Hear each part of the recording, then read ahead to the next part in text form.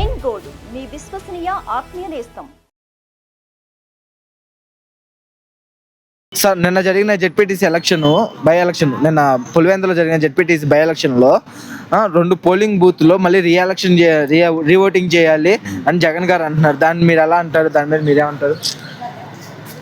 జగన్ గారు ఇదేదో పెద్ద ఎలక్షన్ లాగా, ఇదేదో ఎవరో అన్యాయం చేస్తున్నట్టు, గొడవలు చేస్తున్నట్టు, అల్లర్లు సృష్టిస్తున్నట్టు మాట్లాడుతూ, అలాగే ఆయన టీవీ ఛానల్ సాక్షిలో కూడా విపరీతమైనటువంటి ఏదో కొంపలు అంటుకుపోతున్నట్టు, వీళ్ళు ఏదో రిగ్గింగ్ చేసేసుకుంటున్నారు, పోలీసులు పెట్టేసి రిగ్గింగ్ చేసేసుకుంటున్నారు, పెద్ద హడావిడి చేస్తున్నాడు. ఎందుకంటే ఈ ఎలక్షన్లో, ఈ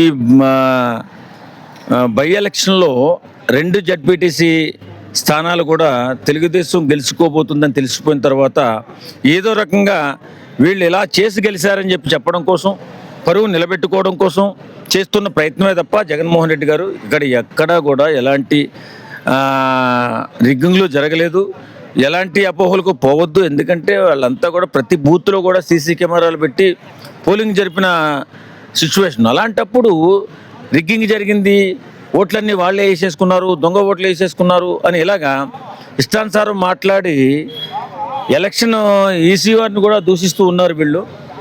ఖచ్చితంగా ఇది తప్పు. ఎలక్షన్ ఈసీని గౌరవించాల్సిన అవసరం అందరికీ ఉంది. ఎందుకంటే అంత పగడ్బందీగా, తర్వాత పోలీసు వారి మీద నిందలు ఎక్కువ వేస్తున్నారు. వాళ్ళు పోలీసు వారు వారం రోజుల నుంచి నిద్రాహారాలు మానేసి, అది ఆ ఏరియాలో ఎలక్షన్ జరపడం సామాన్యం కాదు, ఇలాంటి గందరగోళాలు సృష్టిస్తారని భారీ ఎత్తులో పోలీసు బందోబస్తు పెట్టి ఎలక్షన్ జరిపించారు. కానీ ఇది కూడా అన్యాయం అన్నట్టుగా వాళ్ళు కంప్లైంట్ చేస్తే 2 పోలింగ్ కేంద్రాలు మరి రీపోలింగ్ పెట్టారు. ఇవన్నీ అనవసరం అండి. ఎలాగా తెలుగుదేశం గెలిచిపోతుందని తెలిసిపోయింది అందరికీ. ఇప్పుడు దాన్ని ఎలాగా వీళ్ళు రిగ్గింగ్ చేసి గెలిచారని చెప్పడం కోసం అని చెప్పి ఇలాంటి మాటలని జగన్మోహన్ రెడ్డి గారు మాట్లాడుతున్నారు. ఇది ప్రజాస్వామ్యం అండి. ఎక్కడ ఏ తప్పు జరిగినా ఇప్పుడు సోషల్ మీడియా ఉంది, అంత ఈజీ కాదు. కాబట్టి జగన్మోహన్ రెడ్డి కావాలని ఇలా చేస్తున్నాడు అనిపిస్తోంది. పోయినసారి కూడా శ్రీనివాసరావు గారు అని ఎలక్షన్ బూత్లోకి వెళ్ళి మరి పోలింగ్ మిషన్ ఇరగొట్టారు. ఐడియా ఉందండి మీకు? మంత్రి గారా? ఎమ్మెల్యే, అప్పుడు ఎమ్మెల్యే ఆయన ఓడిపోతుందని తెలిసి పోలింగ్ బూత్ లోకి వెళ్ళి మరీ పగలగొట్టారు. కాకపోతే బయటకు వచ్చిన తర్వాత దాంట్లో పాము ఉంది, అది ఇదని